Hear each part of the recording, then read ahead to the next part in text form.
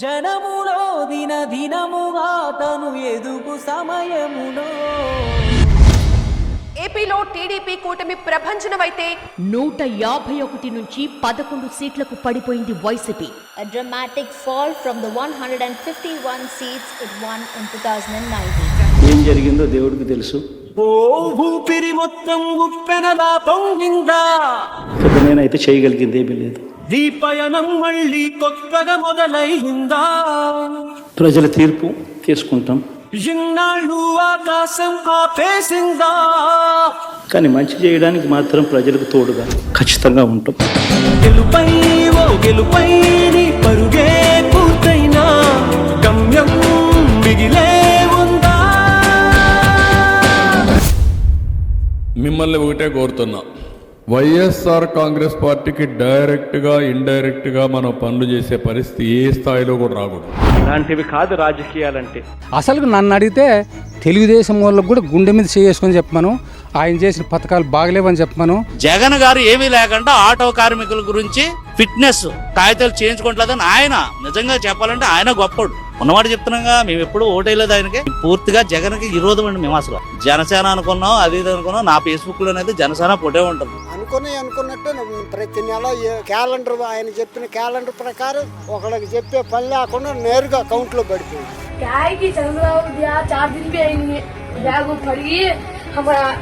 जगन मामू दिया था, देखो 5 साल से बैग कब से है, देखो जल्दी क्वालिटी पड़ी नहीं है. మనం చేసిన మంచి ప్రజల్లో ఇంకా ఉంది. ఇప్పుడు ఒక సాంగ్ ఏనండి, మీరంతా ఒక ఐడియా వస్తుంది. ఏం తమ్ముడు రెడీగా ఉన్న సాంగ్ అయ్యి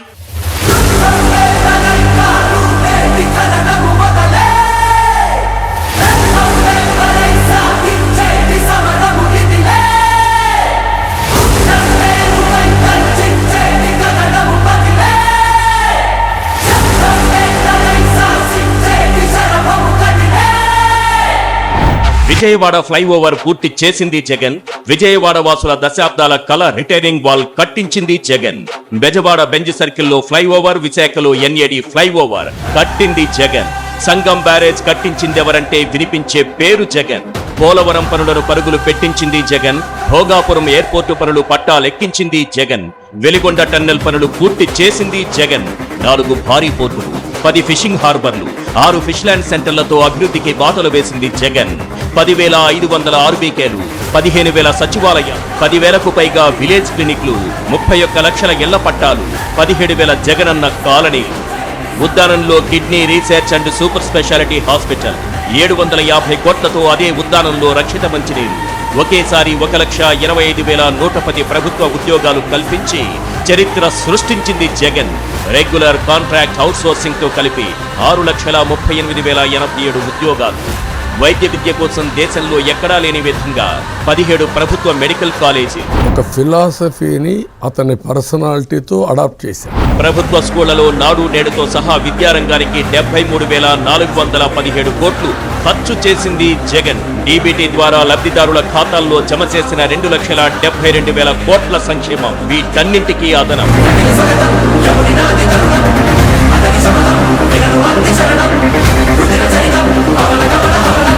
3 reasons why Andhra is able to deliver. 1, we have a leadership with track record.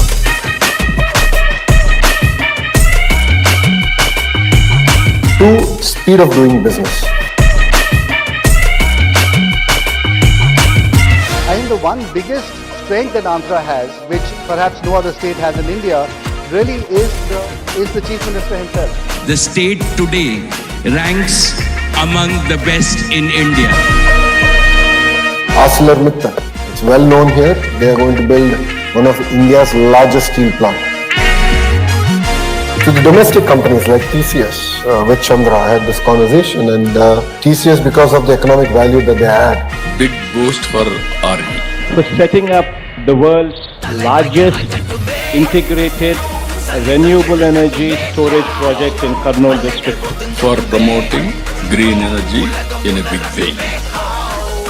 Recently PM has come, he inaugurated one project in Visakhapatnam, green hydrogen project.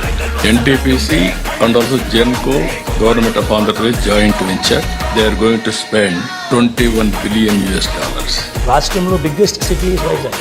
దాని మీద ఎప్పుడైతే అక్కడ ఫోకస్ వస్తుంది, అప్పుడు 10 సంవత్సరాల తర్వాత మనకు తెలియకుండానే విశాఖపట్నంలో ఎంతో అభివృద్ధి జరిగి హైదరాబాద్కు, బెంగళూరుకు, చెన్నైకి కాంపిటీషన్లోకి వెళ్ళిపోతుంది.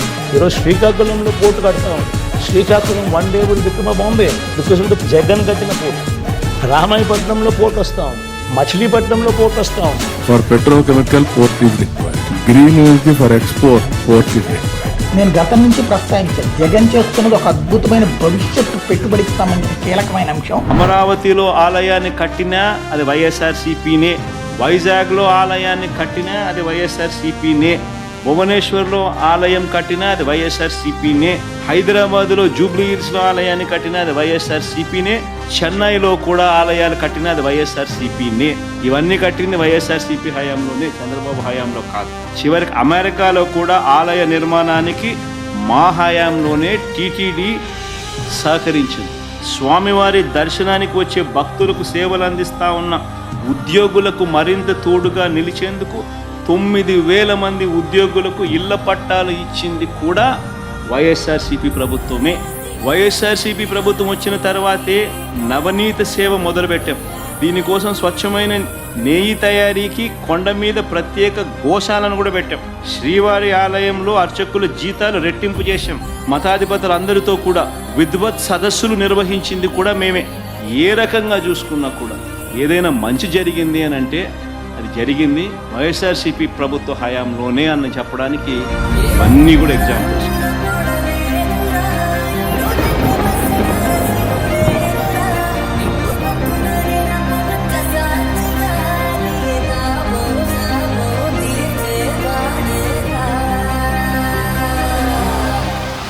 పారేస్తా నా కొడక డిఎస్పీ.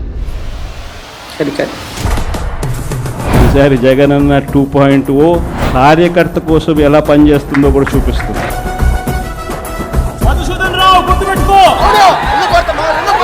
నేను చెప్పినా కూడా మా వాళ్ళు రేపు పొద్దున వినే పరిస్థితి ఉండదు. 3 ఎస్పీలు, 9 మంది డిఎస్పీలు, 2,000 మంది పోలీసులు, చెక్ పోస్టులు. వీళ్ళంతా అయ్యింది నా సెక్యూరిటీ కోసం కాదు స్వామి, ఆ ప్రోగ్రాంకి ఎవరు రాకుండా చూసుకునేందుకు. అయినా కూడా వేలాదిగా తరలించారు.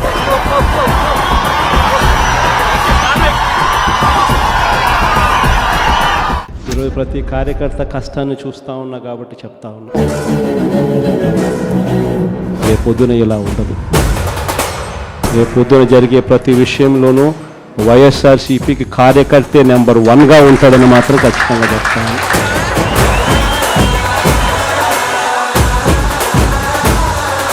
ఎంతమంది పోలీసులు అడ్డంకాలు వచ్చినా, 10 దగ్గర చెక్ పోస్టులు పెట్టినా, ఏ దాంట్లో లారీలో వస్తాము, బస్సుల్లో వస్తాం, బైకుల మీద వస్తాం, నడుచుకుంటా కూడా వస్తాం.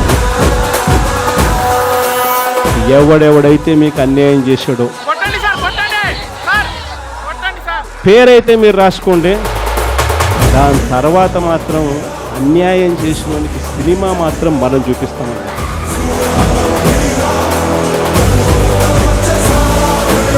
ఏమి చేయబోతున్నారు సార్ జగన్మోహన్ రెడ్డి గారు? రేపు 29 కొట్టేస్తాం మళ్ళీ, ఏం పర్లా. నన్ను కూడా ఎక్కడ పోయినా ఏమడుగుతున్నారు? ఓకే, మీరు బాగున్నారు, మీరు బ్రహ్మాండంగా ఉన్నారు, రేపు మళ్ళీ గ్యారంటీ ఏంటి? అక్కడ కౌంటింగ్ మిషన్ స్టార్ట్ అయ్యి మ్యాండేట్ జగన్మోహన్ రెడ్డికి వచ్చింది అని టీవీలో కనపడిన మరుక్షణం 3 స్పెషల్ ఫ్లైట్లు వేసుకొని ఆ ఇండియా దాటి వెళ్ళిపోతారు.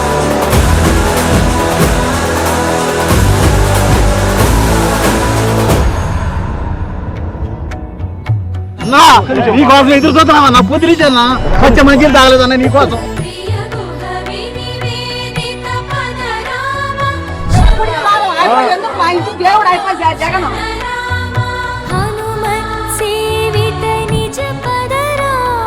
వెంకటప్ప స్కూల్ అనేటువంటి స్కూల్లో 1,000 మంది పేద విద్యార్థులకు చదువుతో పాటు, యూనిఫామ్తో పాటు, బట్టలతో పాటు, పుస్తకాలతో పాటు వాళ్ళకి కావాల్సినటువంటి షూస్ దగ్గర నుంచి, సాక్స్ దగ్గర నుంచి అన్ని ఇచ్చేటువంటి కార్యక్రమం గడిచిన 10-15 సంవత్సరాల నుంచి భారతమ్మ గారి ఆధ్వర్యంలో జరుగుతుంది.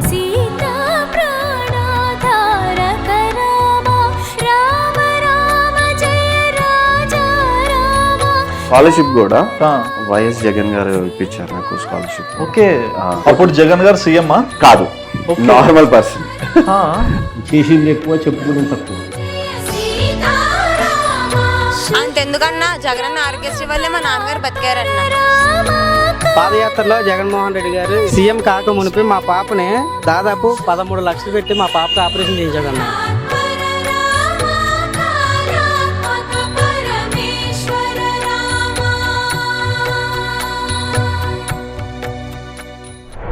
నా ప్రోగ్రాంతో పాటు చివరిలో నా పాదయాత్ర కూడా ఎట్టగో జరుగుతుంది. నేను దొరికా నాకు నేను నాలో నేను ఎన్నో వేల వేల మైళ్ళు తిరిగి పాదయాత్ర చేయాలంటే ఒక్క వైఎస్ఆర్ ఫ్యామిలీ తర్వాత నన్ను 8 దిక్కులన్నీ